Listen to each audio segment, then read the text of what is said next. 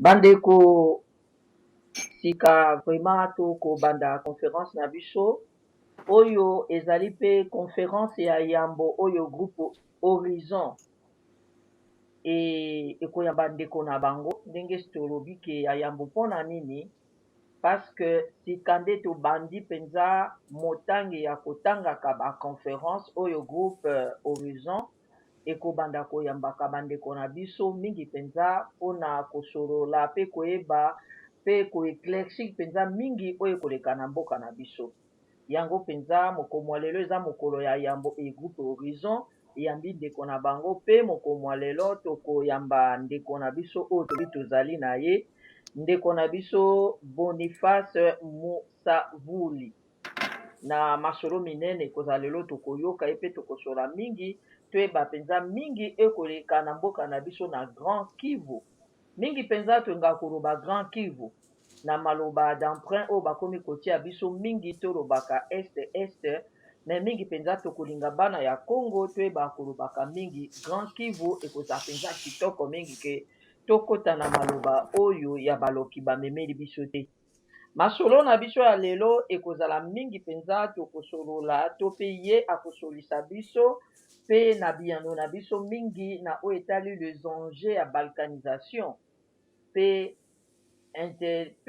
naloba soulèvement populaire mingi bana ya Congo nde tozali awa eye ekoleka na ngambo na biso ya Grand Kivu eyebani mingi nyonso na detail te mingi mpenza na detail te yango mpenza tolobaki tobengisa papa na biso mpo ye ayeba kosolisa biso mpo ye mpenza asilaki na kokoma mpe mikanda mpe bainterview mpe baintervention na ye na Facebook tokolanda yango mingi ya koeclaircir mingi maye ekoleka na ngambo ya mboka na biso wana tala lelo yango esangisi biso lelo mpo te tokoka koyoka papa na biso ndeko na biso Boniface Musavuli nakanisi nakoloba na RRT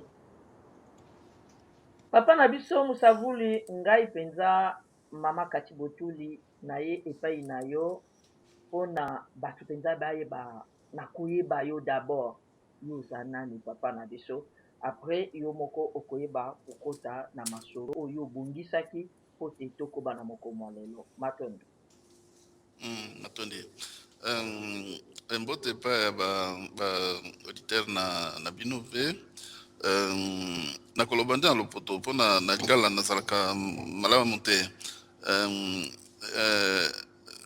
namona Congo nabotama na Kivu natanga awa na France natanga mpe na Congo na diplômé à Université Lumière Lyon 2 na faculté de droit mikolo oyo nasalaka ma analyse politique naza mpe militant de droit de l'homme nasala na Azado soki bamoko bayebi Azado kuna na Kinshasa nazalaka mpe membre ya Azado depuis naza na poto awa nasalaka ma analyse politique nalandaka situation ya Kivu nde nasuka yango nakomi livre moko le génocide congolais oboyebi nasali na répertorier o massacre nyonso esalama na Congo depuis maintenant 20 ans po bitumba ebandaki na 1996 tina lelo voilà donc buku yango eza référence eza lokola babuku mosusu mais avec une touche particulière une touche personnelle en insistant sur le caractère génocidaire des crimes qui se commettent. Donc voilà. Le reste, n'a pas expliqué au fil de l'émission. Oui, papa na biso Boniface, merci nakanisi bandeko nyonso bato banso balandi yo lobi po bayeba penza yo penza ozali nani me nakanisi sika tokoki kokota na yo obongisaki mpona kosola biso na mokomo lelo français ezali permis ndenge nalobaki okoloba linga lokoloba no na français ok nakoloba na français donc sujet bopesaki nga eza l'éveil de la population population par rapport au processus de la balkanisation. Bon, balkanisation, si on comprend très bien balkanisation, ça ne s'explique, on ne l'explique plus aux Congolais, c'est un processus qui vise à fragmenter, à démanteler, à détruire un État existant en des petites entités étatiques, des petits États, parce que les grandes puissances ont considéré que cet État-là, préexistant, était un État non viable, et donc il faut le fragmenter pour faire de petits États qui seraient plus viables. Mais en général, ces petits États deviennent hostiles les uns envers les autres, donc toute balkanisation entraîne des conflits entre les États qui se créent. Donc ceux qui veulent balkaniser le Congo préparent non seulement un conflit, parce que cette balkanisation ne se ferait que par la violence, mais aussi préparent la violence qui naîtrait entre les États qui seraient créés, parce que il y aurait nécessairement des problèmes de frontières entre ces différents États, les petits États qui seraient créés. Alors, cette menace signifie concrètement que le Congo doit disparaître et doit disparaître par rapport à ces frontières que nous connaissons, les frontières héritées de l'indépendance de 1960. Cette balkanisation, le processus devrait commencer par le Kivu. Le Kivu devrait passer sous l'influence du Rwanda et de l'Ouganda. Kinshasa devrait perdre progressivement le contrôle du Kivu. Et par la suite, ce serait le Katanga qui disparaîtrait selon les scénarios qui sont décrits par les analystes. Et donc, à partir du moment où le Kivu et le Katanga seraient perdus par Kinshasa, les autres provinces, on parle surtout du Bas-Congo, commenceraient elles aussi à revendiquer leur autonomie, parce que si le Congo cesse d'exister, il n'y a plus de raison que ces autres provinces se mettent à se diviser. Seulement, nous avons un problème au Congo, c'est que les provinces ne sont pas des entités qui sont calquées sur les terres ancestrales des groupes ethniques. Ça veut dire que quand tu prends par exemple le Kivu, tu trouves une vingtaine de groupes ethniques. Le Kivu, donc, ça ne veut rien dire. Dans ce Kivu, il y a une terre de Bashi, il y a une terre de Banande, il y a une terre de Barega, il y a une terre de Houndé. Il y a donc des terres, des groupes ethniques. Et même chose dans le Katanga, même chose dans le Bas-Congo. Ça veut dire qu'à l'intérieur de ces États artificiels qui seraient créés, il y aurait des conflits internes, il y aurait des conflits entre les groupes ethniques selon leur implantation sur une terre ou sur une autre. Donc ce serait un grand foutoir, et il y aurait des problèmes insurmontables si jamais le Congo tel que nous le connaissons devrait s'effondrer. Évidemment, si cette situation arrive, ce serait idéal pour les marchands d'armes, parce que la guerre, c'est aussi un business. Donc, si on veut balkaniser le Congo, on veut aussi préparer des guerres, et ces guerres, c'est du business. Alors, ce projet est en cours d'exécution,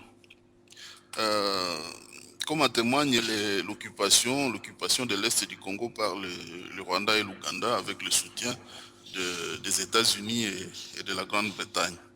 Donc, nous devons comprendre que ce projet, il est là. Il y a vraiment des gens qui travaillent pour que Kinshasa perde le contrôle des provinces de l'intérieur du Congo, et qu'un jour, à force de ne pas contrôler l'intérieur du pays, ces régions-là passent sous le contrôle des pays voisins, et on va l'appeler balkanisation, mais en réalité, il s'agit des annexions de ces territoires par ces différents pays voisins. Je ne sais pas si je peux m'arrêter là pour répondre à quelques questions, si les auditeurs le souhaitent, ou si je dois poursuivre pour finir l'ensemble du sujet. Bandeko bolingi ekoba ou bien bamitune banda.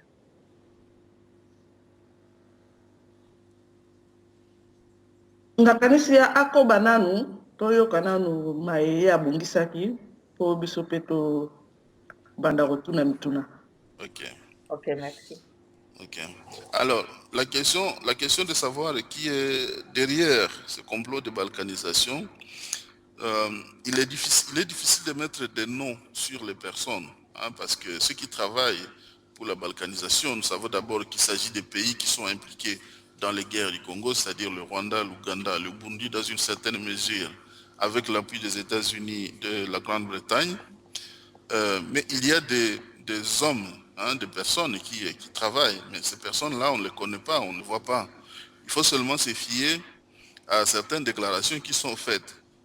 Vous avez par exemple une déclaration spectaculaire de M. Herman Cohen en 2011.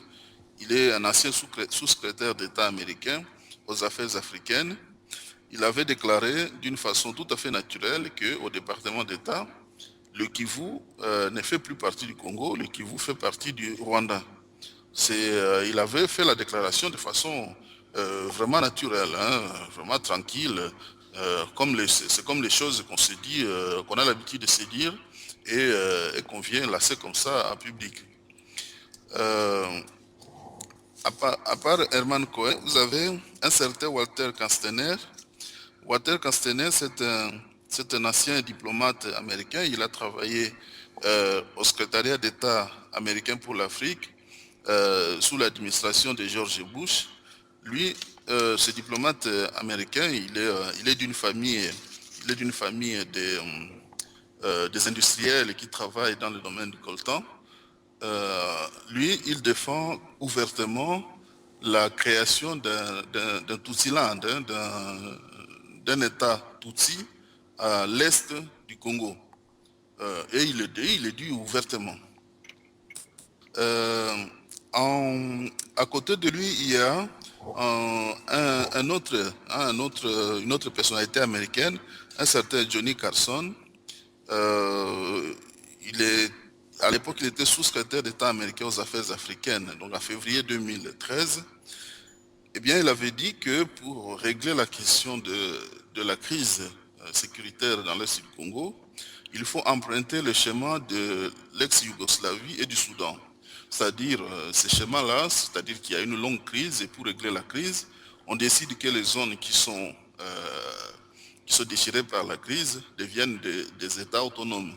Le problème avec le Soudan, c'est que le Sud-Soudan est devenu un brasier, c'est comme ce que je vous disais par rapport au Congo, c'est-à-dire que vous créez un État, vous détruisez un État qui existait, à l'époque c'était le Soudan, vous créez un État artificiel, le Sud-Soudan, mais à l'intérieur de cet État, il se développe une violence intercommunautaire. Une violence intercommunautaire qui plombe l'avenir de cet État-là. Le Sud-Soudan aujourd'hui c'est devenu un chaos permanent, avec les rivalités entre les deux chefs militaires, Riek Machar et Salva Kiir. Donc, si on emprunte ce schéma-là, c'est sûr que demain, à l'intérieur des petits États qui seraient créés, il y aurait des troubles. Il y aurait des troubles et ces États ne seraient pas plus viables que le Congo d'aujourd'hui. Une autre personnalité qui s'est exprimée par rapport à la balkanisation, c'est l'ancien président français Nicolas Sarkozy, qui est un nouveau candidat à l'élection présidentielle. C'était en 2009, il s'est exprimé devant le corps diplomatique français et il a affirmé tout simplement que le Congo doit partager son espace et ses richesses avec le Rwanda. Cette phrase a été terrible à l'époque parce que le Congo venait de subir une attaque brutale des troupes rwandaises dissimulées derrière le mouvement qu'on appelait le CNDP. C'était quelques mois après le terrible massacre de Kiwanja où les militaires rwandais avaient tué 150 Congolais dans la localité de Kiwanja, territoire de Rutshuru. Il y a même des enfants et des malades, des vieillards qui avaient été tués au couteau à l'intérieur de leur maison parce que les Rwandais passaient de porte à porte. Et donc, quelques mois après, Nicolas Sarkozy affirme que le Congo qui venait de subir ce massacre, doit partager son espace et ses richesses avec le Rwanda. La déclaration avait été très mal ressentie par les Congolais. Bon, après, Sarkozy est venu à Kinshasa pour essayer d'arrondir les angles, mais le mal était fait. Donc nous avons là donc quelques noms de personnalités qui, sur le plan international, se sont déjà prononcés pour le démantèlement du Congo: Herman Cohen, Walter Kanstener, Nicolas Sarkozy et Johnny Carson. Mais la liste n'est pas exhaustive. Il y a d'autres personnalités qui se sont déjà exprimées sur ces projets de balkanisation. Ça veut dire que dans des officines en Occident, il y a vraiment des gens qui travaillent pour que le Congo disparaisse, éclate en petits États. Donc ce n'est pas une vue de l'esprit. Lorsque les Congolais disent que leur pays est menacé, c'est une réalité. Il y a des gens qui travaillent là-dessus pour faire disparaître ce pays. Alors, à côté des Occidentaux, il y a aussi des acteurs africains qui travaillent au projet de balkanisation du Congo, ou qui ont déjà travaillé à ce projet. En tête de ces Africains, il y a ce qu'on appelle les dirigeants Tutsis. On ne sait pas comment les appeler, les Rwandais ou les Tutsis. Bon, je parle des dirigeants Tutsis. Ces dirigeants Tutsis, dès 1981, ils avaient écrit au secrétaire général de l'ONU une lettre hein, qu'on peut retrouver, une lettre dans laquelle ils revendiquaient ouvertement que le Kivu devienne un État autonome. Hein. 1981, c'était encore sous la présidence de Mobutu. Ce qui est étrange dans cette situation, c'est que ceux qui réclamaient cette autonomie, donc les Tutsis, ne font même pas partie des groupes ethniques, hein, considérés comme autonomes, autochtones du Congo. Nous savons que dans le processus de création de nouveaux États, il faut qu'il y ait une adhésion des masses populaires, des populations autochtones. Donc, qu'un groupe ethnique qui ne fait même pas partie des populations autochtones réclame la création d'un État, en rupture avec la capitale, avec l'État préexistant, c'est une totale aberration. Hein, c'est une totale aberration. À côté des leaders Tutsis, il y a certains Congolais. Il y a certains Congolais, hein, les vrais Congolais, quoi, si on veut le dire, les Congolais de souche. Eh bien, ces Congolais ont conclu en 1996, le 23 octobre 1996, un document qu'on appelle les accords de l'Emera. C'est un pacte secret entre ces groupes congolais et les dirigeants rwandais, selon lequel le Congo devrait céder 300 km de son territoire à l'est à ces pays-là, le Rwanda, l'Ouganda et le Burundi. Ces Congolais sont, il faut bien les citer, il faut retenir leur nom: Laurent Désiré Kabila, dans le cadre de l'AFDL, le général André Kissès Ngandou, un jeune Massassou Nindaga, et puis un leader Tutsi du nom de Deogracias Bouguera. Ils ont signé ce document, même s'ils l'ont nié par après, et ils ne veulent pas le reconnaître. En réalité, ce document, il est difficile de les nier parce que qu'il y a suffisamment de témoignages, qu'il faut étendre de l'existence de ces documents. Alors, le malheur pour ces Congolais, c'est que les uns et les autres ont commencé à mourir, hein, avant l'exécution de ce pacte qu'ils avaient conclu. Et nous savons tous que Laurent Désiré Kabila a été assassiné en janvier 2001. Le général André Kissès Ngandou avait déjà été assassiné en janvier 1997. Le jeune Massassou Nindaga a été exécuté en novembre 2000. Donc la seule personne qui survit, hein, qui reste de ce groupe des signataires des accords de l'Emera, c'est le leader Tutsi, Deogracias Bouguera. Au-delà des signataires des accords de l'Emera, on peut considérer qu'il y a un grand nombre d'autres personnalités congolaises qui travaillent de façon sournoise à l'exécution du projet de balkanisation du Congo. Parce que quand vous lisez par exemple un document qu'on appelle les accords du 23 mars, 23 mars 2009, ce document, il vient compléter les accords de l'Emera. Il vient vraiment dans la suite des accords de l'Emera. C'est un document qui considère que les membres du M23, cette milice rwando-ougandaise qui avait agressé le Congo sous la conduite des généraux rwandais Laurent Kunda et Bosco Ntaganda, cette milice devait installer ces hommes qui sont des militaires rwandais, devait les installer dans le Kivu, et ces hommes ne devaient pas aller servir dans d'autres provinces. Donc ils devaient rester dans le Kivu.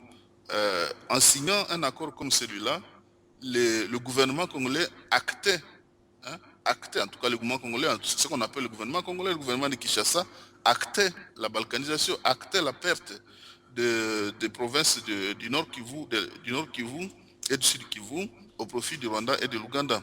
Et ce document, les accords du 23 mars 2009, porte la signature de l'actuel ministre des Affaires étrangères, il s'appelle Raymond Tshibanda. À côté de son nom, il y a un certain Kamanzi, un certain Désiré Kamanzi qui représentait la milice rwando-ougandaise du CNDP. Donc, à côté de ces Congolais, vous avez aussi d'autres personnalités. Donc, ces documents-là des accords du 23 mars étaient parrainés par les anciens présidents, le Nigeria Olusegun Obasanjo et l'ancien président tanzanien Benjamin Mkapa. Mais lorsque vous analysez le comportement de ces deux présidents, notamment le président Olusegun Obasanjo, il y a un câble diplomatique révélé par Wikileaks qui dit que l'ancien président nigérien Olusegun Obasanjo avait clairement affirmé au cours d'une réception avec Susan Rice, l'ambassadrice des États-Unis à l'ONU, il avait affirmé tout simplement qu'il regrettait vraiment que le Congo ne soit pas dirigé par le président Paul Kagame. Bon, donc, un homme comme celui-là, il va servir au titre de beaux offices, il va servir en tant que diplomate au Congo, alors que ses intentions sont celles-là. Voilà. Donc vous avez un groupe, je vous ai donné le nom de groupes de personnalités occidentales qui soutiennent la balkanisation du Congo ou qui ont révélé, leur penchant pour la balkanisation du Congo, l'éclatement du Congo. Je vous ai cité les Africains, certains Africains qui ont révélé qu'ils étaient portés sur ce projet destructeur. Mais il y a des réactions. Il y a des réactions. Il y a par exemple la réaction de la population de Goma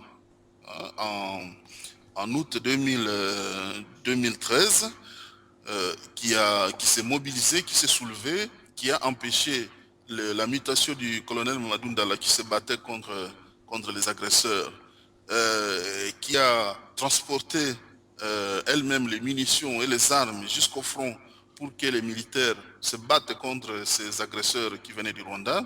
Donc il y a une mobilisation, il y a des mobilisations comme celle-là qui sont tout à fait réelles à l'intérieur du Congo et qui retardent l'exécution de ces projets de balkanisation. Vous avez aussi à Kinshasa, en août 2012, une grande mobilisation de la population à l'appel des évêques, les évêques de Kinshasa, qui ont appelé la population, on l'a appelé la marche des chrétiens, qui ont appelé la population à s'organiser, à manifester, à déclarer ouvertement qu'elle est contre ce projet de balkanisation. Vous avez aussi et surtout la mobilisation permanente des combattants, les jeunes activistes congolais dans la diaspora qui sont vraiment restés véritablement le thermomètre de la vigilance permanente autour du Congo. Et donc, aussi longtemps que toutes ces mobilisations continueront de s'exprimer, on peut considérer que le projet de balkanisation aura du mal à s'exécuter. Donc voilà un peu ce que je voulais expliquer par rapport à cette à cette difficile affaire de balkanisation, de complot contre le Congo visant son éclatement. Merci beaucoup ndeko na biso Boniface Mosavulu na exposé oyo biso banso tolandi na mokuse oyo nalobi que na mituna ntango mosusu ekosenga mpe badetail mosusu bien que badetail mpenza elobami mpe lisusu me nakanisi bandeko mpona kozwa baminute mpenza ebele mingi te moto aza na motuna atangi nkombo na ye atuni mpe motuna na ye neti ndenge tozali ebando osala mingi totondisa bamituna mingi te sauf soki eza kokende nyonso na esika moko wana tokende na motuna akayesi na motuna deja naza na ndeko Solange deja ye mpenza bolebisi pasinasi natangi yo aza na motuna mama Solange oza na maloba matondo mama kati papa na nga Mosavuli napesi yo vraiment losako vraiment mpona mokolo na lelo oye kopartage na biso mpona kokende na lombango mpona motuna c'est vrai papa na biso alobi briefing donc en bref ce qui se passe na bakonzi oyo bazali koloba mais je crois nga na kosepela na papa amuli ntango azokoloba résistance ya bakongolais na kati na Goma, résistance par exemple na Kivu et puis bamassacre babiloko oyo étranger Uganda ou Rwanda bazali kosala mpona kobalkanize mboka. C'est tellement beau par exemple ya koyoka kombo balkanisation bien tellement simple mais na kolinga papa na ngai pesela biso ba quelques exemples ya bamassacre ya bamort ya babiloko horrible oyo bakongolais peut-être bazali comprendre te na kombo wana baza kotravaille mpona balkanisation apesa biso bakombo wana baévénement précis oyo komona mosalo ezali kosala préparation ya balkanisation na kati na mboka surtout na Grand Kivu wana vraiment ezala vraiment baévénement moko précis mpona kotouche public mpe bayoba nini oyo vraiment biso tozali koloba si likambo ya balkanisation pour ça ko napesi maloba na mesa. Est-ce que ndeko mosusu aza na question ezokende na sens ya mama Solange soki te maloba eye epai ya papa na biso Mosavuli. Merci Solange, compatriote Solange. Donc, le projet de balkanisation s'est heurté à certaines difficultés. Comme je le disais, la balkanisation signifie que l'État éclate et ce qui reste de cet État, c'est de nouveaux États. Seulement pour qu'il y ait de nouveaux États, il faut que la population locale soit d'accord avec la création de nouveaux États. Or, dans le Kivu, la population est totalement contre la balkanisation, totalement contre. Les Congolais du Kivu, Nord Kivu, Sud Kivu, Maniema, ne veulent absolument pas devenir des citoyens rwandais ou des citoyens ougandais. Ils veulent rester congolais. Leur référence, c'est Kinshasa. Leurs compatriotes, c'est des Kassaïens, c'est des Bakongo, c'est des Bangala. Ils ne veulent absolument rien entendre avec l'idée de devenir des sujets rwandais ou ougandais. Et ils se battent. J'ai oublié d'ajouter sur la liste des résistants, les résistants armés qu'on appelle les Maï Maï. Les Maï Maï, ce sont des autochtones du Kivu qui se battent depuis toujours contre l'occupation du Kivu par les forces du Rwanda et de l'Ouganda. Donc il y a une lutte féroce qui est menée sur place par ces populations qui ne veulent pas perdre leur identité congolaise. Alors, qu'est-ce que les artisans de la balkanisation ont décidé de faire? Ils ont décidé, parce que la population c'est l'obstacle, ils ont décidé de venir attaquer cette population directement. Directement. Ce qui donne lieu à ces massacres, à ces viols, à ces déplacements forcés. Donc parce que l'obstacle c'est la population, il faut attaquer cette population. Il y a par exemple, depuis octobre 2014, il y a un véritable génocide qui se déroule à Beni. Beni, c'est la 3e ville du Nord Kivu.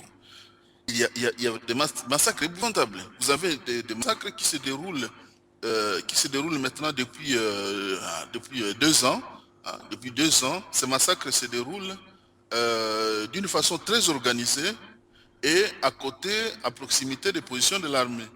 Donc, euh, je vais peut-être avoir l'occasion d'en parler beaucoup plus à large, précisément de ce qui se passe à Béni. Euh, Au niveau des hommes politiques, c'est-à-dire au niveau des États, le gouvernement rwandais, le gouvernement ougandais et le gouvernement actuel de Kinshasa, la balkanisation ne fait plus aucun problème.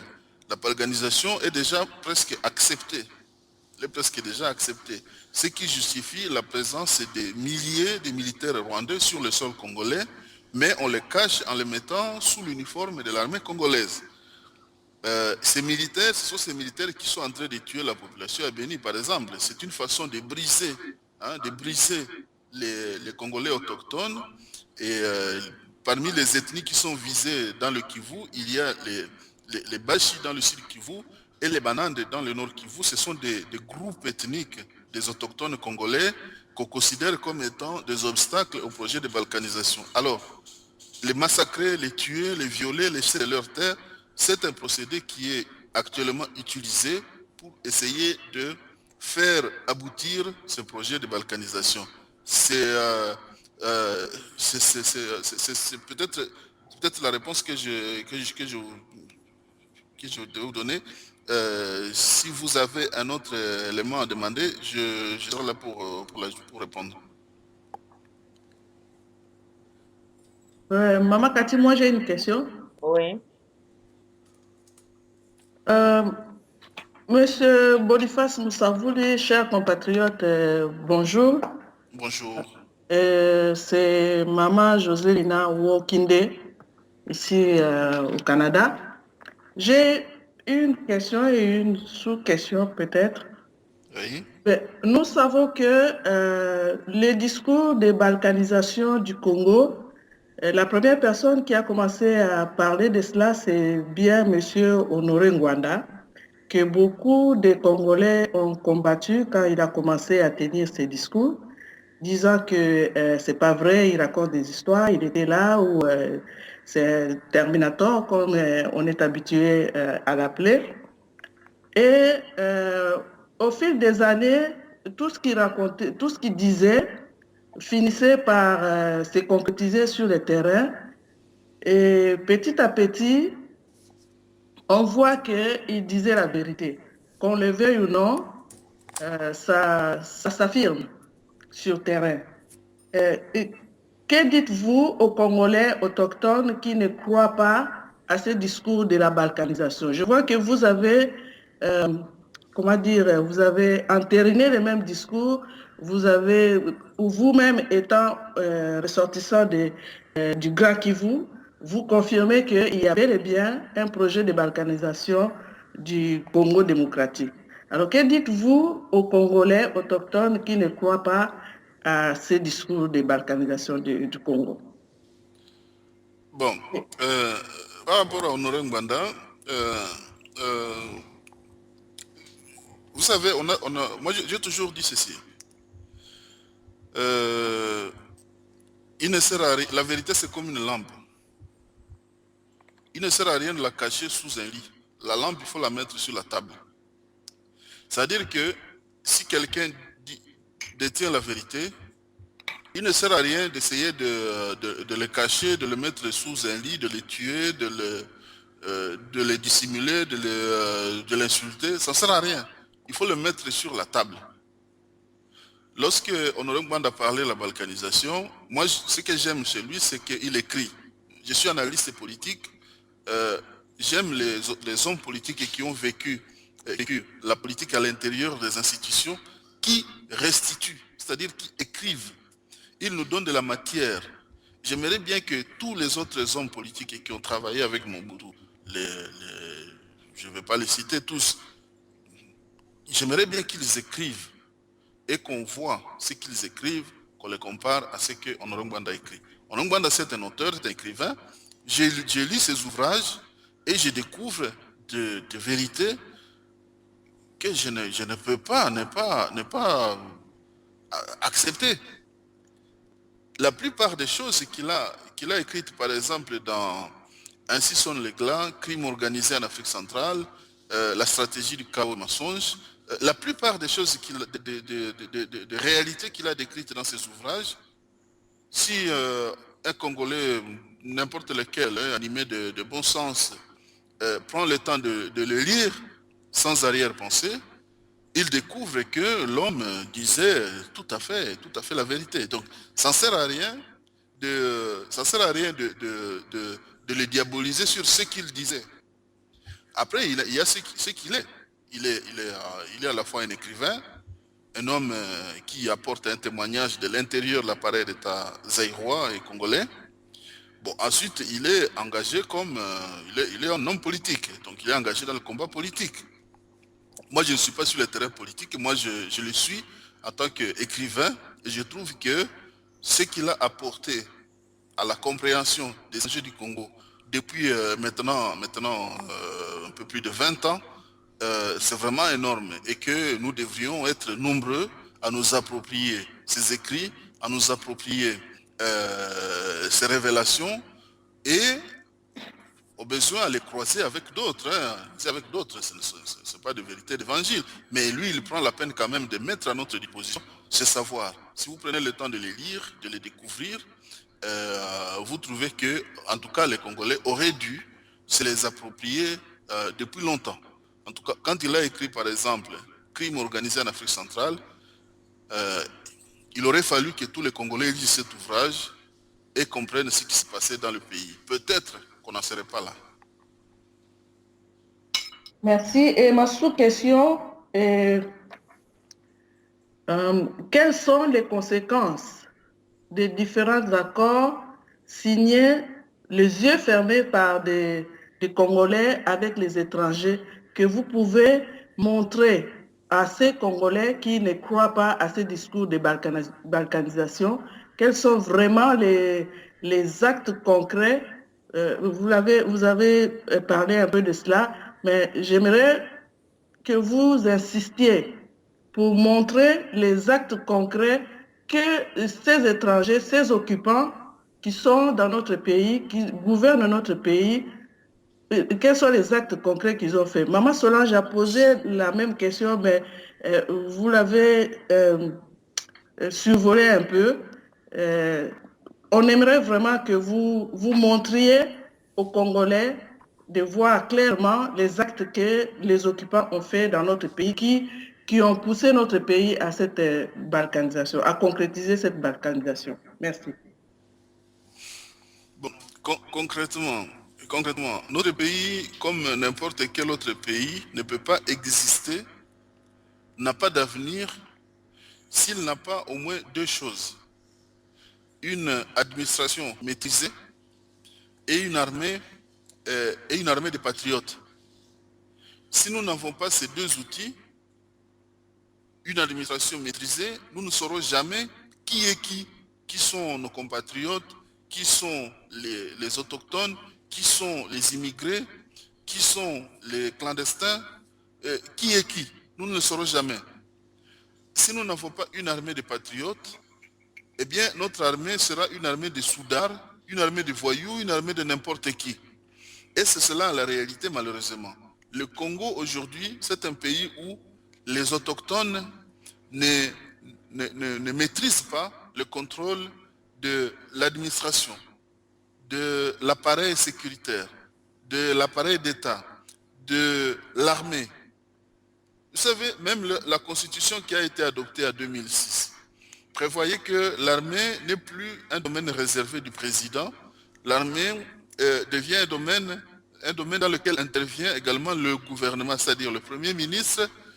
On sait que derrière le Premier ministre, il y a les députés, les sénateurs.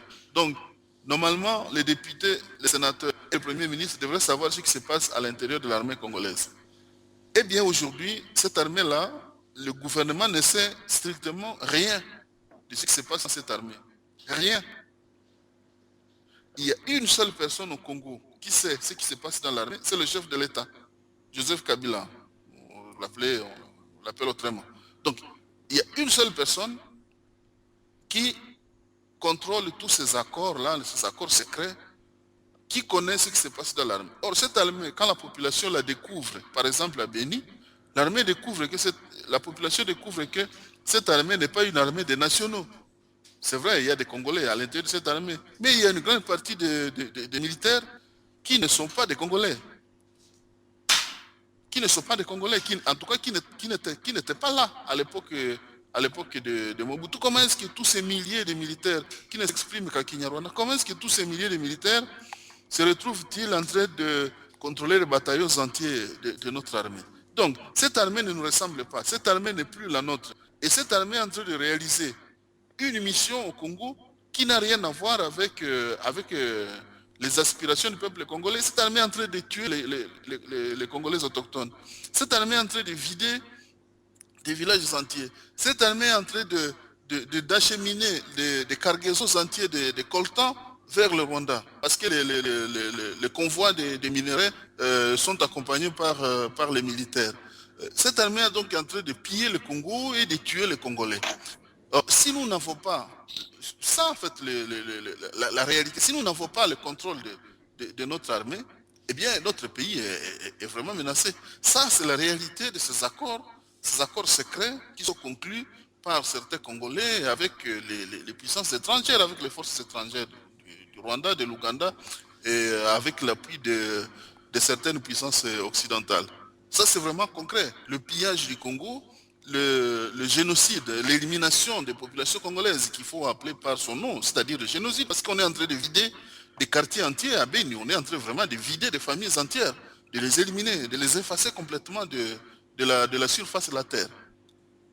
C'est cela la conséquence de ces accords secrets qui ont été signés par certains Congolais avec le Rwanda et l'Ouganda.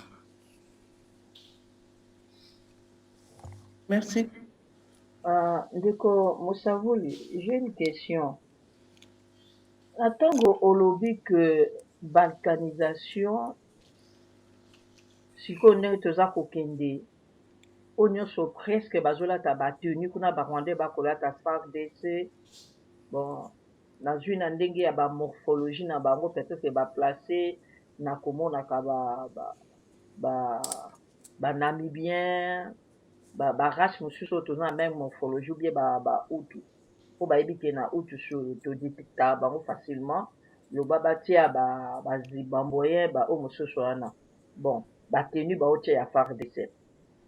So nameki kotala Grand Kivu ndenge nalobi nord sud olobi balkanisation eza presque déjà, mais lere bango baza kotia bato na bavillage. Je ne pense pas que Goma majorité ezali barwandais. Baville nyonso ya minene neti nazwi Bukavu majorité eza barwandais. Mpona toloba que yango eza presque un fait déjà. Mais soki yango ekozala un presque fait déjà ezali ke fo bakoma majorité mpenza. Mais comment soki nazwi Grand Kivu dans l'ensemble majorité eza bacongolais. Mais ndebi tokoloba ke yango eza presque fait. Est-ce que eza village ameke oyo ndenge obi kovide bakati village wana nde okekuta congolais aza te ou vraiment so tozwi Grand Kivu majorité sikoyo eza barwandais? Ça c'est ma première question. Et la deuxième wana nalingi mingi nazwa éclaircissement nango. Deuxième baaccord nyonso basinya bon je comprends na baétranger baza kolanda barichesse na biso bazolinga bazwa espace na biso baolinga basala ndenge bazokana ndenge bakombo nyonso etanga Herman Cohen Sarkozy bakombo nyonso etangami wana. Mais na oyo baaccord oyo ekosalema biso tozoyeba, mais na bainformation tozwaki ezozala mpenza bacongolais te. So tozwi sa nsiti bato wana bazoya na badocument déjà signé ou alors bakoya congolais posé kaka signature parce que eza na maloba mosusu elobaka ke accord ya Lemera badisasi Laurent Kabila basinyaka yango bazalaka devant un fait eza eloko moko oyo esami na barwandais tokoki oloba ke ti lelo nayebi te soki les accords de Lemera bato bamona yango ou bien bon eza na bainfiltration mosusu esalema ezali parce que même Laurent Kabila akomaki konie yango nangi nayeba est ce que vraiment bacongolais basinya accord ya lemera baaccord baaccord basinya yango sous pression ou bien en toute conscience bacongolais mpenza basinyaki yango mpona bamboka ekende et que soki basinyaki est ce que parce que bakufa nde eloko wana ekokosalama te parce que bakufa parce que na bango nyonso so bugere soki rubero so bugere ya nkombo moko nayokaki boye ye nde kaka moto aza na bomoi est ce que le fait akokufa nde accord ekozwa problème nazolanda mingi na ntango oyo moko obimisi ke oui ya des actions par-ci par-là ya bacombattant eza kosalema nyonso wana mais est ce que baliwa na bango baliwa wana ezali mingi o éclaircir eza kaka mpona o éclaircir baliwa na bango ekoempêche accord te et est ce que bango basinyaka yango sous pression soki ezalaki sous pression te pourquoi bato boma lisasi merci Bon, tout d'abord, ceux qui ont sali le loco, ceux qui ont sali le loco sous contrainte, en droit, signature nayo, ta signature, vous pouvez répondre en français parce que vous êtes à l'aise en français. Vous pouvez répondre en français. Voilà, ta signature t'engage, quelles que soient les conditions dans lesquelles tu as signé. Si tu as signé, tu t'es engagé, tu as engagé le pays. Évidemment, nous sommes dans une situation qui est tout à fait particulière, parce que ces hommes, les Kissa Singandou, les Laurent Désiré Kabila et les autres, n'étaient pas les représentants du peuple congolais. Donc il y a quelque chose de malicieux derrière ces accords de l'Emera. On essaye de mettre ces accords sur l'ensemble du peuple congolais alors qu'ils avaient été signés par des hommes qui ne représentaient pas le peuple congolais.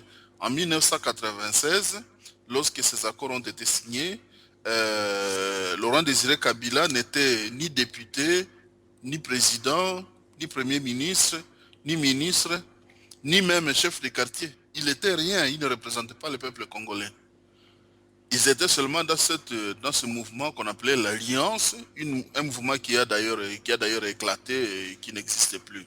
Mais le Rwandais avait besoin de sa signature pour que le jour où il sera président, il se serve de cet engagement-là, engagement de Macky, pour lui exiger d'exécuter ce qui était dans le document qu'il avait signé. Donc, c'était une sorte d'investissement. D'ailleurs, Kagame le dit. Il dit que quand il a soutenu l'AFDEL, c'était une sorte d'investissement sur l'avenir. Investissement sur l'avenir. C'est comme ce que font les clubs de football. Quand ils voient un jeune qui devient prometteur, qui deviendra peut-être un grand footballeur, Cristiano Ronaldo, Lionel Messi et tout ça, ils sentent que ce garçon-là sera un grand footballeur, ils appellent son papa et ils lui font signer un document.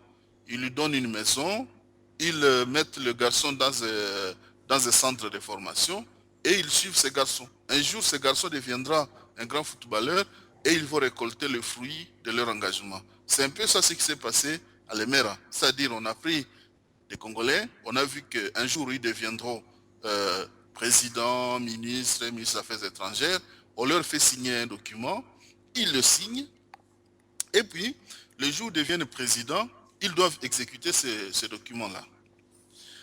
Le problème, c'est qu'une fois arrivé à Kinshasa, Laurent Désiré Kabila a refusé d'exécuter ces documents. L'autre question que tu as posée,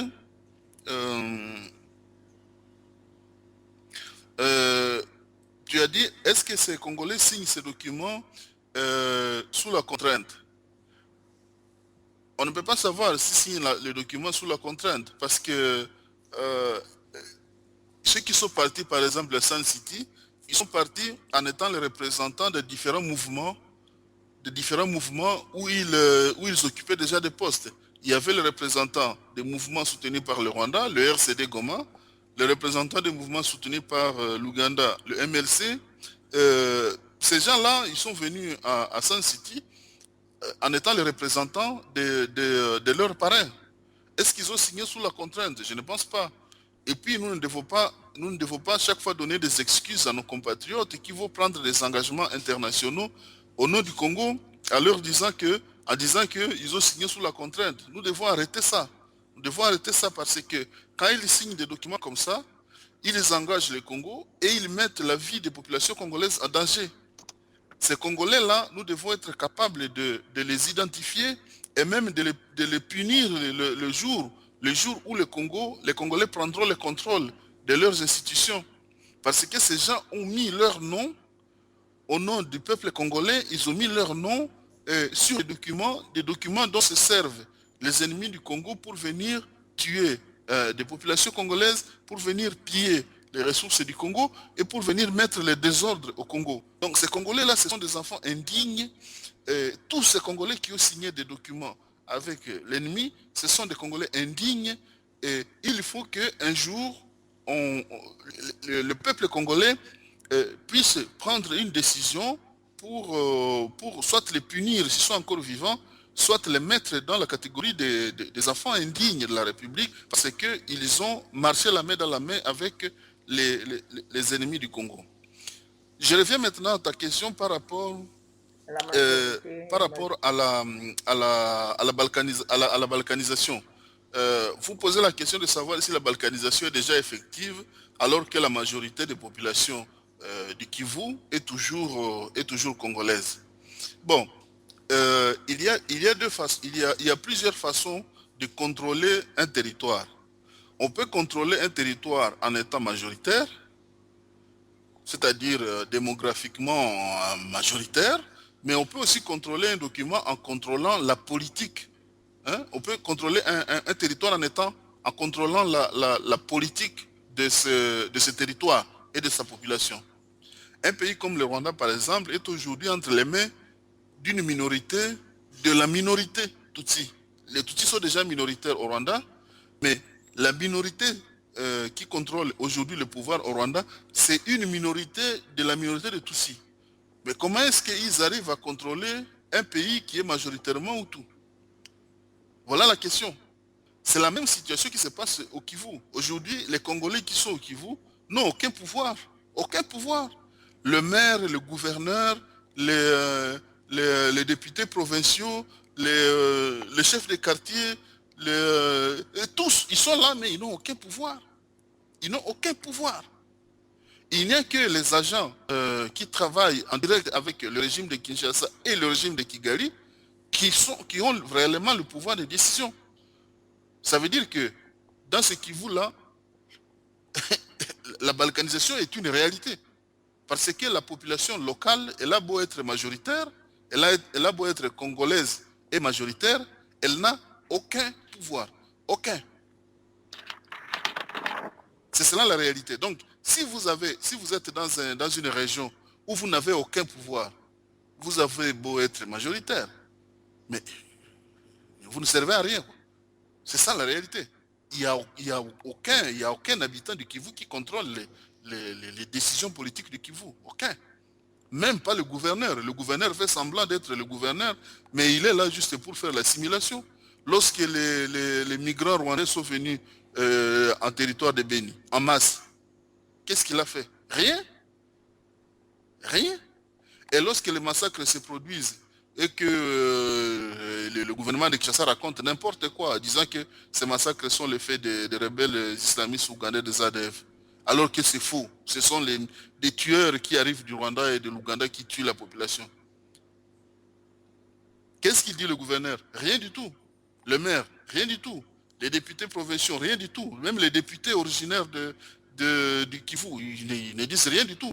D'ailleurs, ils sont tellement impuissants à Kinshasa qu'on se demande à quoi ils servent.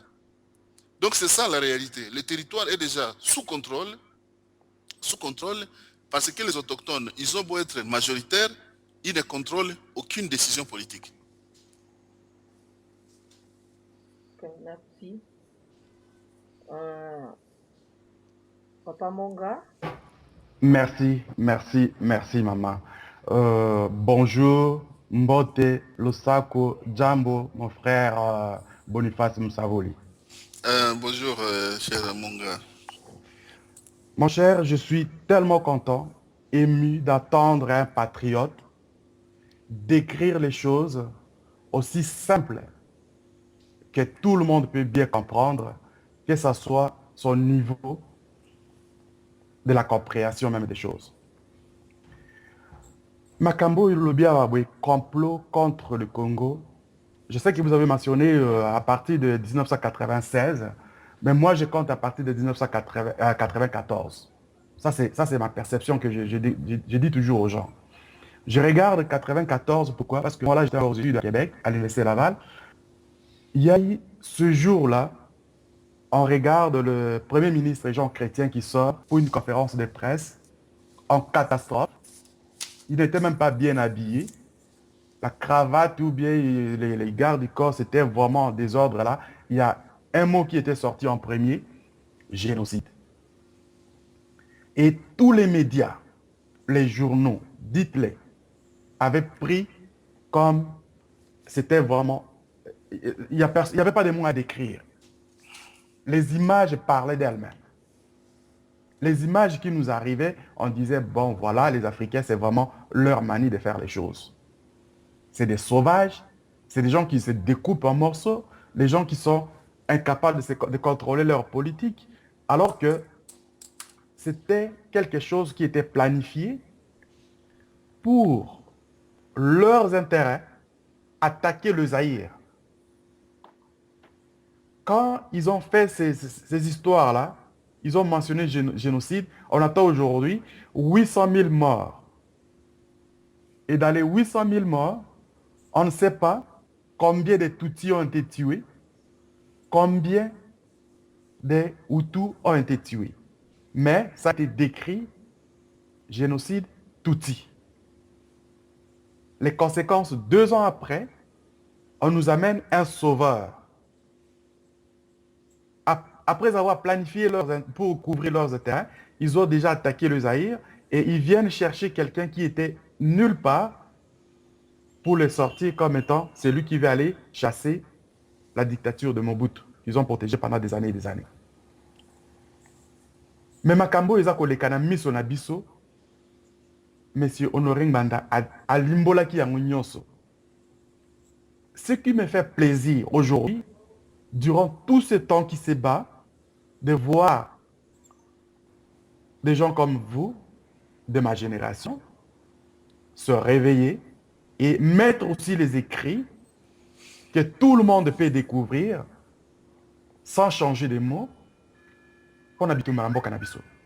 Je suis d'abord flatté de votre présence parmi nous comme un patriote qui résiste pour son pays.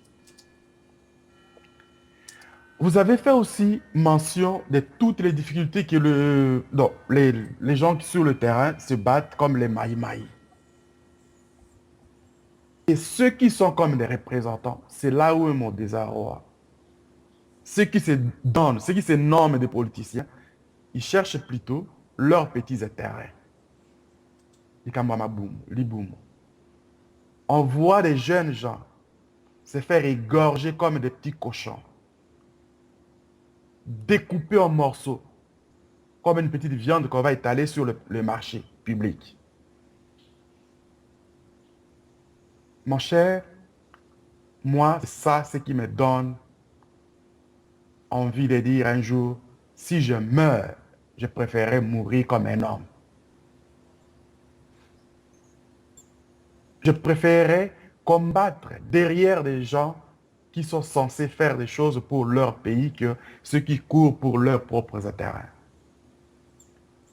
Combien de gens comme vous, sur le terrain, on peut trouver, par exemple, comme au Kivu, comme on a vu, celui, le pauvre prêtre qui vient de se faire tuer, il a fait ça, Vincent Machozi, et combien d'autres on peut trouver comme vous pour essayer de se battre pour ce pays-là, pour les sauver.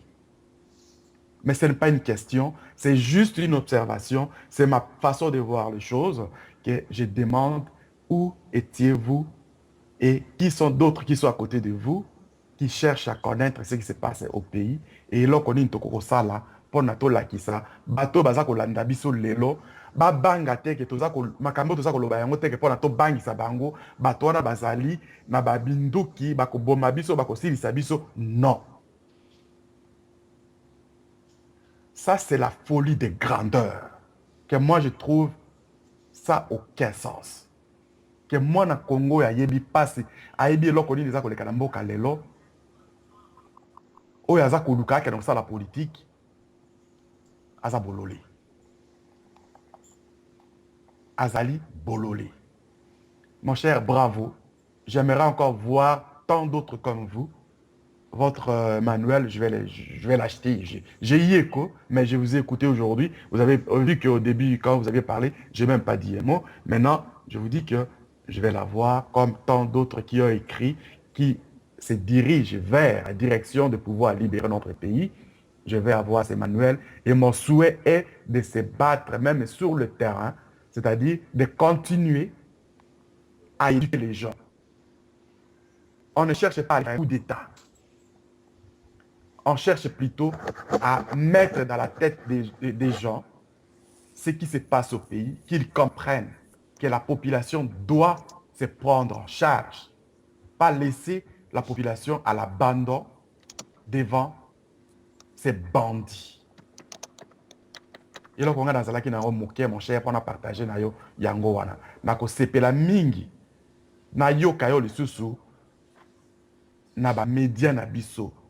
Tozongisa yo lisusu awa. Tosala na yo ba mituna, opesi tuno ba mituna mususu.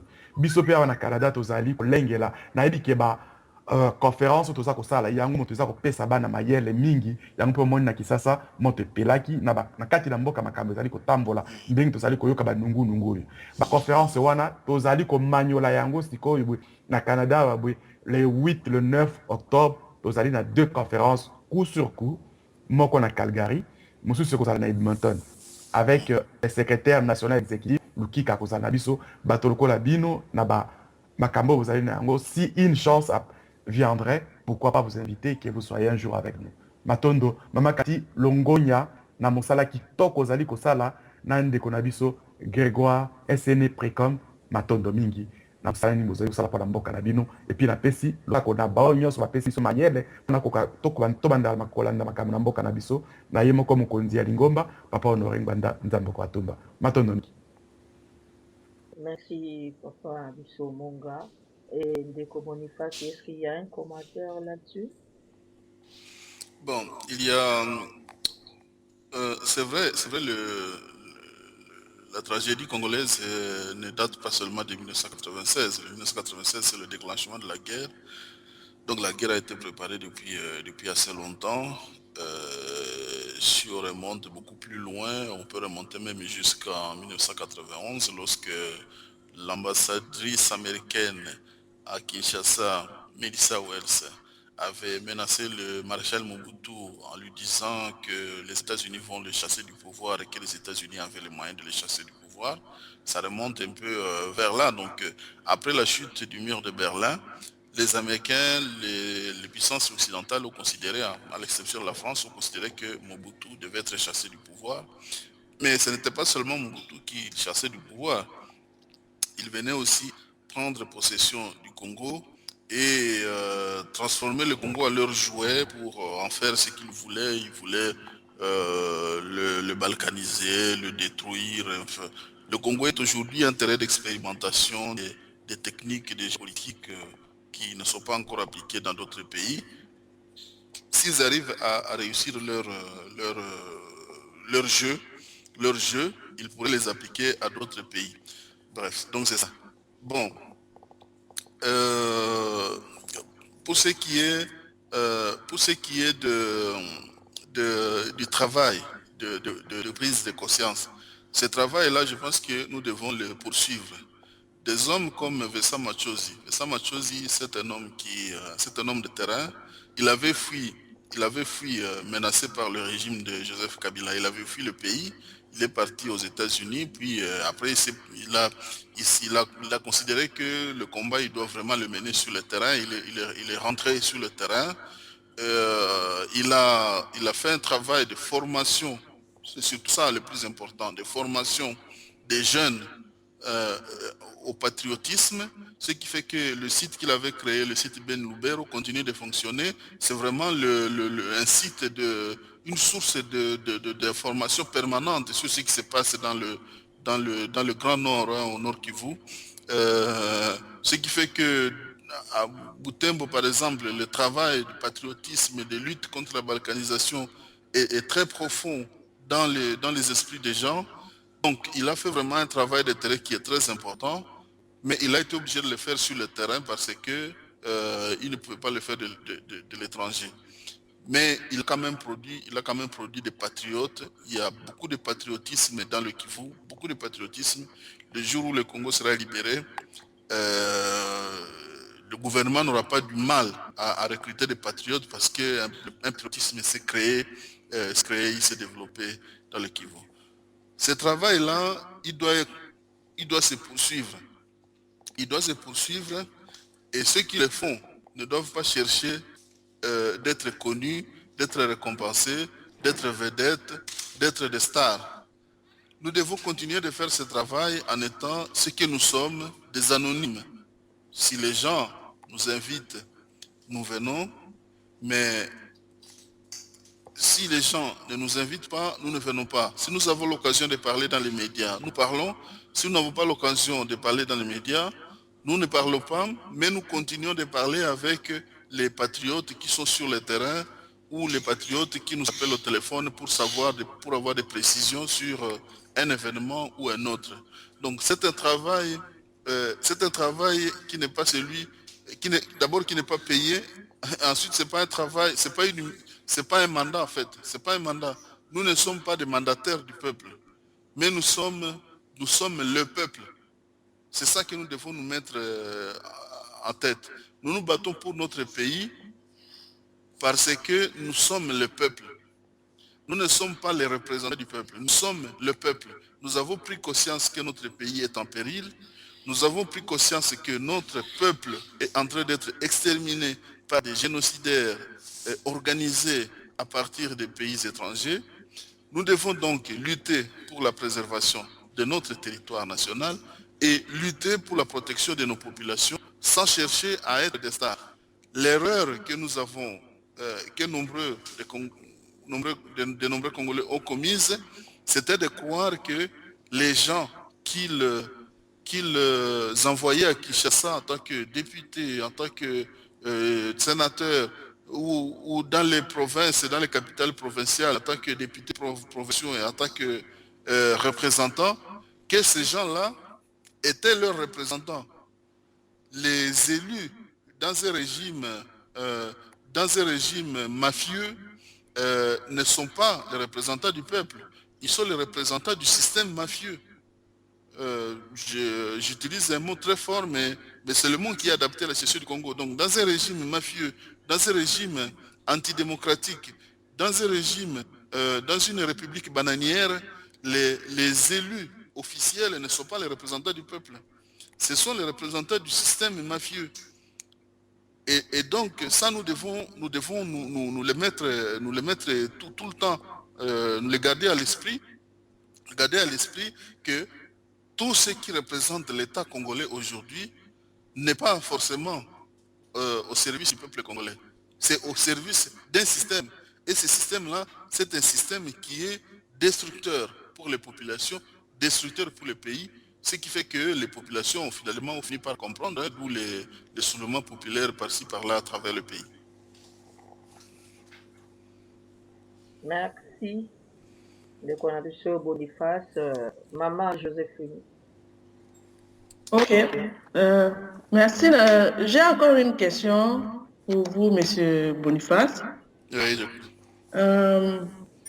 Nous savons qu'il y a 20 ans ou je ne sais pas combien d'années déjà, depuis que la guerre a commencé à l'est dans les grands Kivu, dans notre pays, nous avons Nous savons qu'il y a la MONUSCO avec, comment on appelle ça, un bataillon ou une équipe de soi-disant 17 à 20 000 personnes.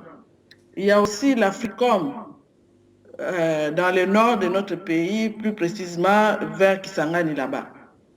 Mais quel est le rôle de ces deux armées, de ces deux grandes armées? Je peux considérer ça comme des armées. La MONUSCO qui est une armée de l'ONU et l'Africom, une armée des États-Unis pour l'Afrique.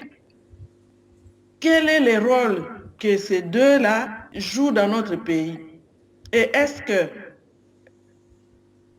c'est encore nécessaire, que nous ayons la présence de la MONUSCO et de l'Africom dans notre pays? Parce qu'on tue les gens, ils sont là, ils ne font rien et ils viennent seulement compter les morts.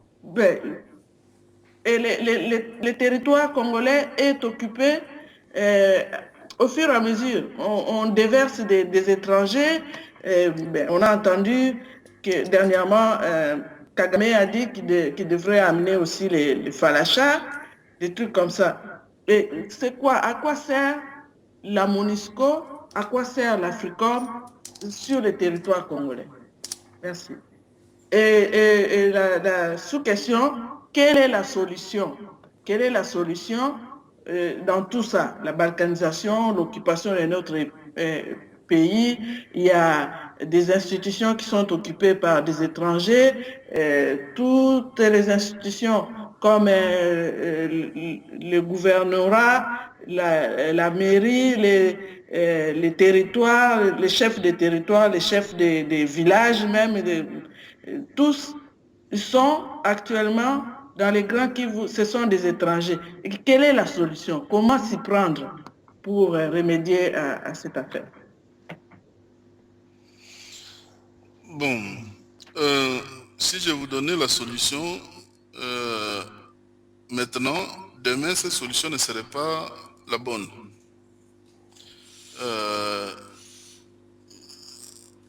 D'abord, je reviens sur le plan militaire.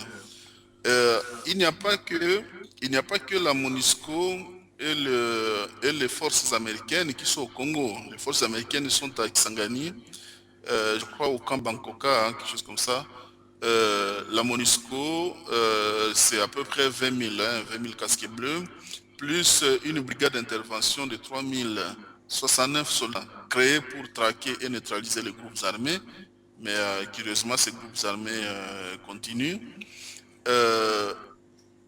Ce qu'il faut savoir, c'est que les forces étrangères ne viennent pas dans un pays pour régler les problèmes de ce pays. Les forces étrangères viennent dans un pays pour régler leurs propres problèmes, c'est-à-dire les problèmes de leur pays d'origine. Les militaires qu'on envoie au Congo, une grande partie de ces hommes de la MONUSCO n'étaient même pas des militaires dans leur pays. Ce sont des copains, des copains des ministres ou des députés à qui on trouve un boulot, une mission, on les envoie au Congo. C'est comme ça que ça se passe. Et pour ce qui est de l'Africom, l'Africom n'a pas été créé pour protéger les populations congolaises ou les populations africaines. L'Africom s'inscrit dans le cadre de ce qu'on appelle la géostratégie américaine, les États-Unis voulant s'implanter militairement sur le continent africain. Ce projet a longtemps été retardé parce que beaucoup de pays africains avaient refusé l'implantation des militaires africains sur leur territoire national. Mais ils sont maintenant à Kisangani. Mais il n'y a pas que la MONUSCO et les forces américaines qui sont sur le sol congolais. Il y a aussi les Français, en Banzangungu. Il y a les Angolais à Kitona. Il y a les Sud-Africains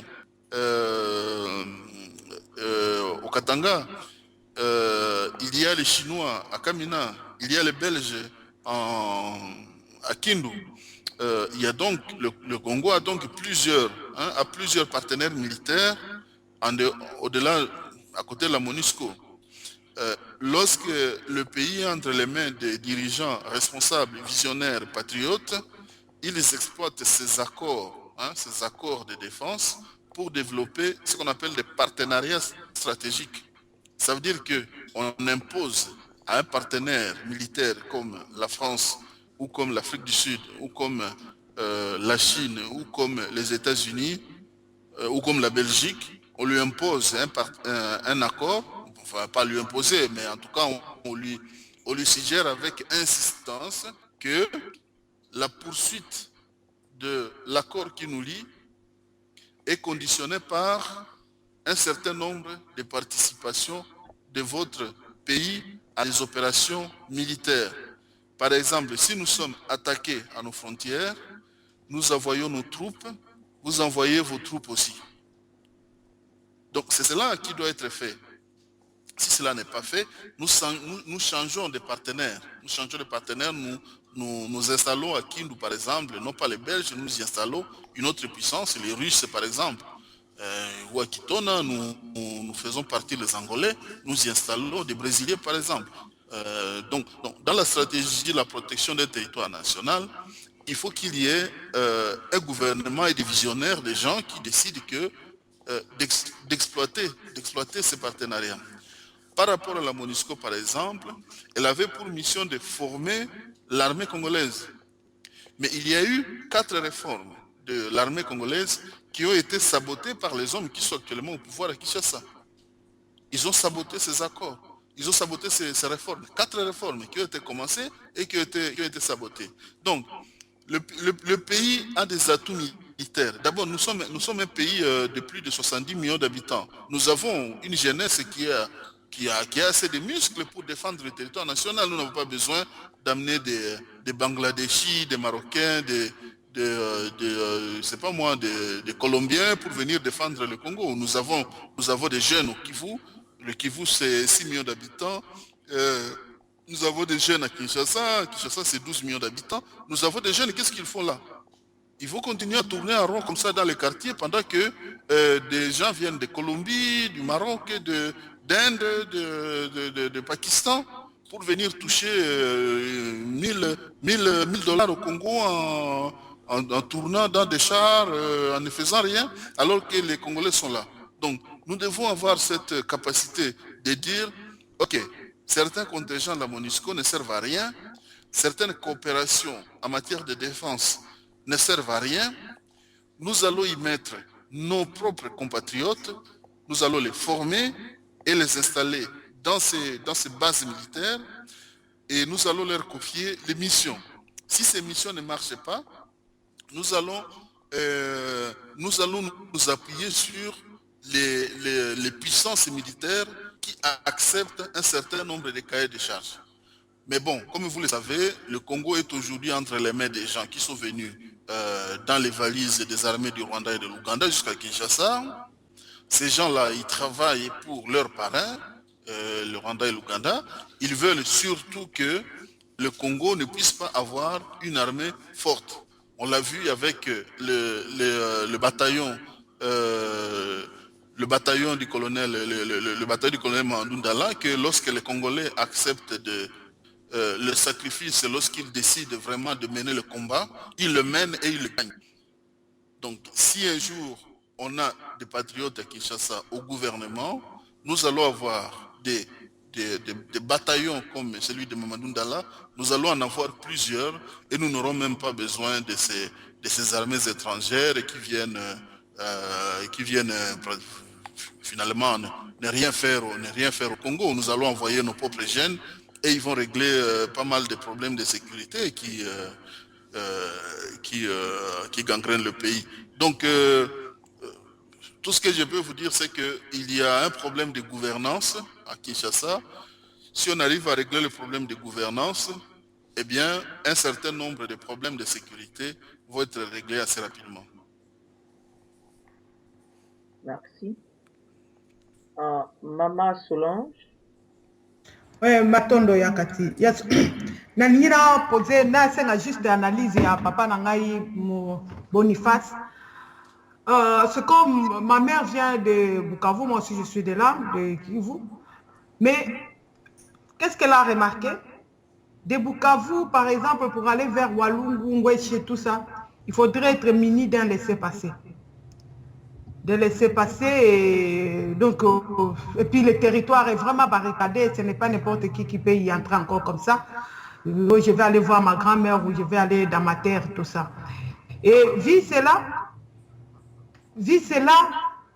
on a vu aussi tout ce qui se dit aussi, ndenge papa na biso Honoré Ngwanda kolobela biso ba makambo oyo ezali kokoma ba monnaie même oyo ezali kolia ba shilling ndenge ezali kolia makuna na kati na mboka na kati na Congo. Analyse na vraiment vis-à-vis na likambo oyo koki kozala nini pona bana ya mboka. Comment yo koki kolobela bana mboka pona ko éveiller bango sur likambo oyo, voilà, dans notre même territoire, il faut être muni de laisser passer et puis c'est les shillings qui se mangent là-bas comme monnaie locale et tout ça. Et quelle est votre analyse et comment pouvez-vous réveiller quand même le peuple congolais vis-à-vis de ces choses vraiment qui se passent palpablement maintenant dans notre pays? Je demande juste votre analyse à propos de ceci. Vraiment, je vous remercie. Oui, Solange. Pour ce qui est du Sud Kivu, je pense que le problème des barrières, le problème des barrières, c'est plus un problème de raquettes. Hein? Donc les militaires installent des barrières pour acquitter la population et percevoir un peu d'argent en complément de leur maigre salaire, ou au service d'un commandant qui essaie de se faire un peu d'argent avec derrière des politiciens. Ça se passe toujours comme ça. Il y a plein de barrières dans le Kivu où il y a ce genre de situation. Mais pour ce qui concerne l'influence des monnaies étrangères sur le Congo, il y a deux endroits où cela a été signalé. À Kasindi, à Kasindi, en territoire de Beni, où certaines personnes utilisent il y a une certaine influence du shilling, le shilling ougandais, qui a parfois été utilisé dans le commerce. Et en territoire d'Ituri, en province d'Ituri, où on a vu une certaine influence du shilling ougandais utilisé dans le commerce.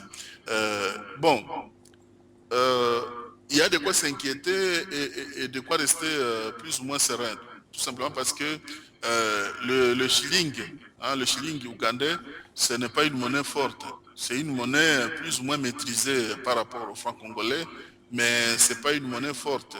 Les Ougandais ne peuvent pas, même s'ils essaient d'imposer le shilling sur le sol congolais, c'est une monnaie qui n'est pas basée sur des réserves en or qui sont importantes. Ce n'est pas une monnaie qui va dominer l'Est du Congo. Ce qui devrait plutôt nous inquiéter, sont les contrats publics qui sont signés par les autorités congolaises avec des entrepreneurs rwandais, ougandais, par rapport à certains sites stratégiques comme l'aéroport d'Enjili et tout ça, parce que ces contrats stratégiques signifient que nous perdons plus ou moins le contrôle sur certains établissements ou certaines installations nécessaires, indispensables à la sécurité de notre pays. Mais pour ce qui est de la monnaie, la plupart des gens dans le Kivu utilisent le dollar. Donc, ce n'est pas aujourd'hui ou demain que le shilling ou le franc rwandais vont concurrencer le dollar dans le Kivu.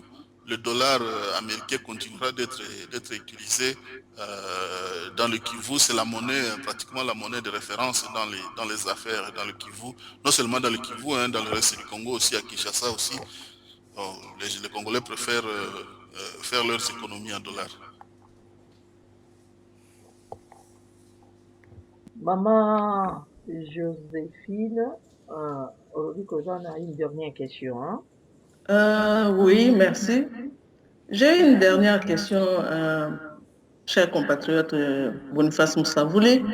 Je, je dirais que je vais revenir un peu à ma question de tout à l'heure sur la solution. Vous avez dit qu'aujourd'hui, si on, on décide une solution, demain sera plus faisable. Comme la situation passe, la situation change, les solutions aussi devraient changer. C'est tout à fait normal. Mais qu'en pensez-vous du soulèvement populaire?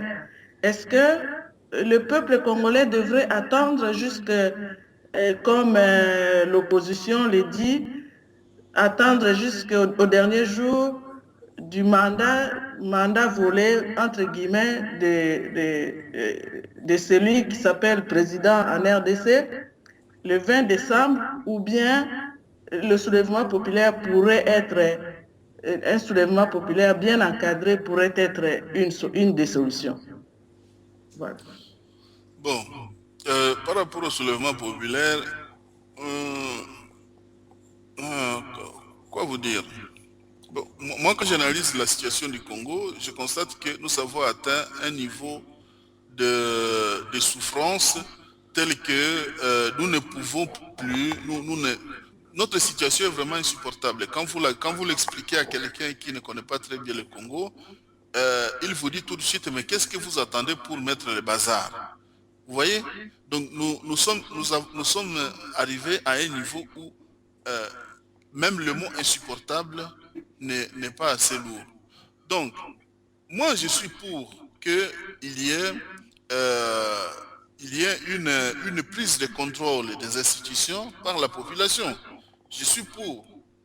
Mais ça doit être encadré. Ça doit être encadré. Euh, le problème, c'est que le Congo est un pays assez grand et assez complexe. Il est difficile d'organiser un soulèvement populaire sur l'ensemble du pays. Si vous vous soulevez à Kinshasa, vous pouvez peut-être avoir un écho à Lubumbashi, à Goma, à Bukavu, à Kisangani. Ce sont les quelques villes, hein, 3, 4, 5 villes qui suivent le rythme de Kinshasa, qui agissent. Mais il va y avoir d'autres régions du Congo où il ne se passera rien. Ça c'est la première chose. La deuxième chose, c'est que pour que un soulèvement populaire puisse être la solution, il faut que ce soulèvement aille jusqu'au bout. Vous avez vu tous le soulèvement de janvier 2015, hein, les jeunes de Kinshasa, lorsqu'ils se sont soulevés contre le projet de loi Bochab, hein, qui prévoyait de retarder l'élection présidentielle en utilisant le prétexte du recensement de la population. Ce soulèvement a duré 3 jours. C'est vrai, le régime Kabila a bougé un peu, il a cédé, mais il est resté en place. Ce qui oblige les opposants à provoquer un autre soulèvement, celui du 19 septembre, là, qui a duré 2 jours. Pour qu'un soulèvement puisse aboutir, il faut que l'objectif soit la fin du régime, mettre le régime par terre, prendre le contrôle des bâtiments publics, la présidence, le siège du Premier ministre, les principaux camps militaires, prendre le contrôle de ces établissements par la population et décider que maintenant le Congo va être dirigé selon les textes qui seront adoptés par les révolutionnaires. Hein, par les révolutionnaires. Mais ça demande une organisation en amont très élaborée. Moi, si ce soulèvement-là se produit, je vais vous dire tout de suite le fond de mon cœur. Bah, je suis d'accord. Moi, je ne sais même pas ce que les gens vont obtenir en allant aux élections. Qu'est-ce qu'ils vont obtenir? Ils vont obtenir des élus qui vont se comporter comme les élus comme les élus actuels. Je pense que le Congo a vraiment besoin de revenir entre les mains de sa population. Et c'est là qu'il y a la légitimité du soulèvement populaire. Si le soulèvement populaire se produit, je suis tout à fait d'accord. Merci beaucoup. Merci mingi ndeko na biso Boniface, merci bandeko nyonso bolandaki conférence eye mingi mpenza tokoloba ke ekomi na suka mpe ndeko na biso Boniface nayebi te mwa eloko moke conseil nini oyo oza kopesa na eleko eye na bandeko oyo baza kopostule na présidence baza kosattendre na dialogue mpo bazwa bisika bazwa baposte boye conseil nini oza kopesa bango?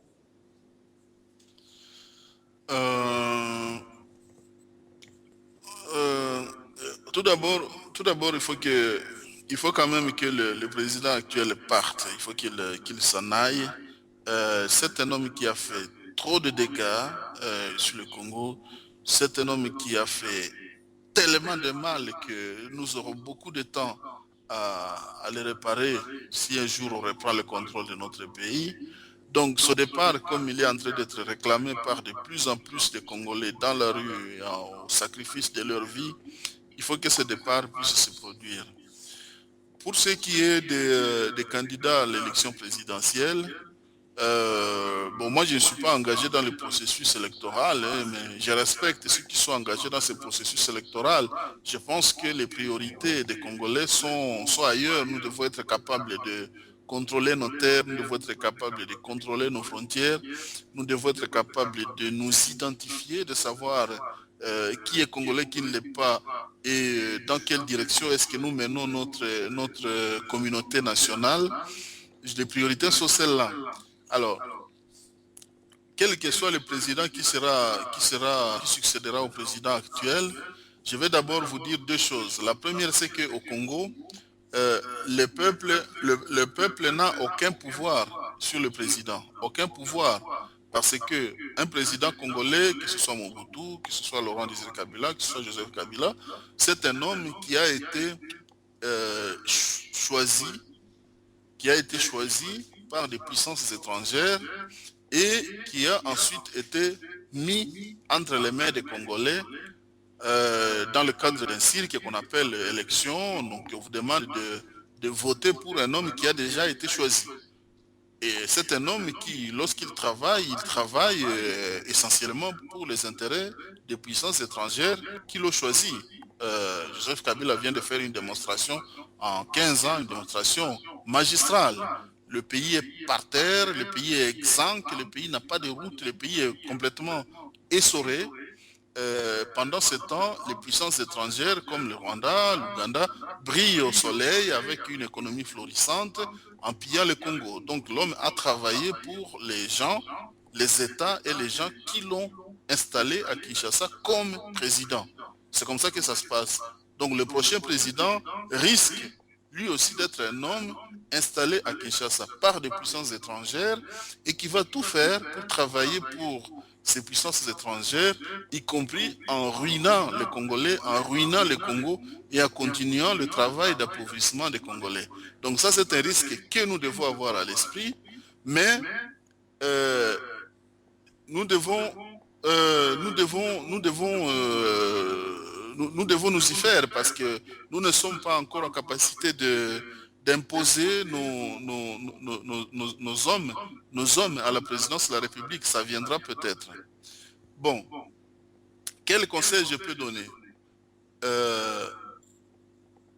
Ils ne sont pas obligés d'être quand même des salauds. Hein? Ils ne sont pas obligés d'être des salauds. Ceux qui seront désignés par ces puissances étrangères pour devenir les présidents du Congo. Ils ne sont pas obligés d'être des salauds. Ils ne sont pas obligés de tuer les Congolais. Ils ne sont pas obligés de piller le Congo. Il y a une partie des richesses qu'ils peuvent donner aux puissances étrangères qui, en récompense de leur travail, lobbying, de placement à la tête du Congo, mais il y a quand même beaucoup de choses. Le Congo est un pays riche. Il y a beaucoup de choses qu'ils peuvent réaliser tout en exécutant les accords secrets qu'ils ont conclus. Ils peuvent construire des routes, ils peuvent construire des écoles, ils peuvent faire beaucoup de choses. Ils peuvent surtout dialoguer avec les Congolais. Surtout ça. dialoguer avec les Congolais, être à l'écoute des Congolais. Nous savons que cette fonction de président du Congo est extrêmement difficile, mais un président doit quand même faire l'effort de bâtir la paix avec les Congolais, de faire revenir par exemple la diaspora qui veut revenir au pays, d'apaiser les conflits interethniques à travers le pays, de calmer les tensions entre les partis politiques à Kinshasa. Aujourd'hui, comme vous l'avez vu, les sièges des partis politiques, les permanences des partis politiques ont été incendiés. Ça veut dire qu'il y a une haine, le genre de haine qu'on observe dans les milices interethniques dans le Kivu. Cette haine-là vient d'arriver à Kinshasa.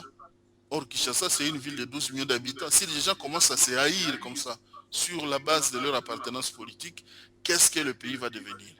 Donc, le prochain président, quelles que soient les conditions dans lesquelles il va accéder au pouvoir, a une obligation presque surhumaine de réunir les Congolais et d'apaiser les tensions. Il doit vraiment faire un travail d'apaisement des Congolais. C'est ça ce que je lui souhaite. Mais je ne me fais pas d'illusions, ce sera très difficile pour lui, ce sera très difficile pour nous aussi, mais bon, j'espère que ce sera un homme comme celui-là. Nous devons regarder l'avenir avec un certain esprit positif. C'est un peu dans ce sens-là que je lui souhaite de réussir surtout à réconcilier les Congolais, à apaiser la nation.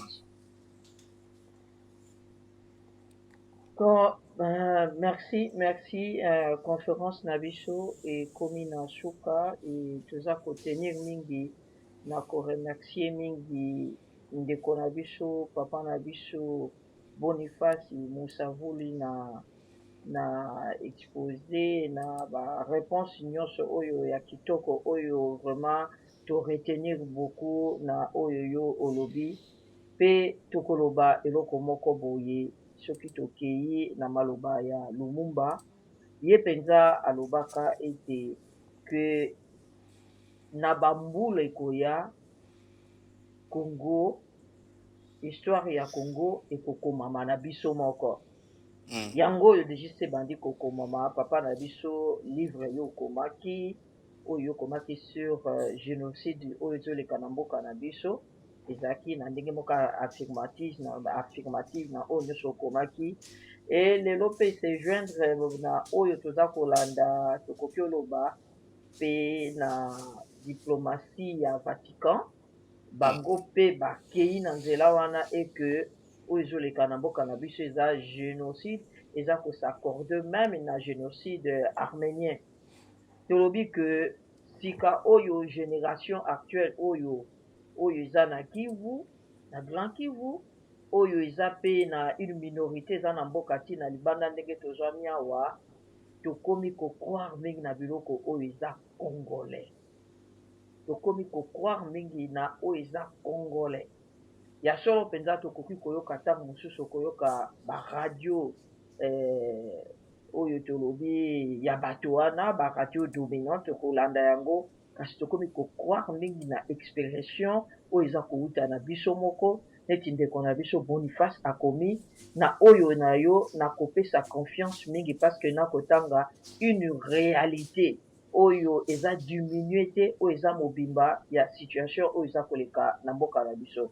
Encore une fois biso banso topesi yo merci mingi pe tolobi na groupe Horizon ke eza mbala liboso kasi eza mbala ya suka te ya koyoka yo lisusu na kozwa susu na conférence na groupe na biso eye. J'espère que oza na mo ya suka et puis toyeba kokanga conférence na biso par rapport na auditoire oyo et la fois passée ça a été un abattu belé mais lelo il y a eu d'autres conférences ailleurs et comme divisé mais la fois prochaine vraiment kotasu na bateau et belé.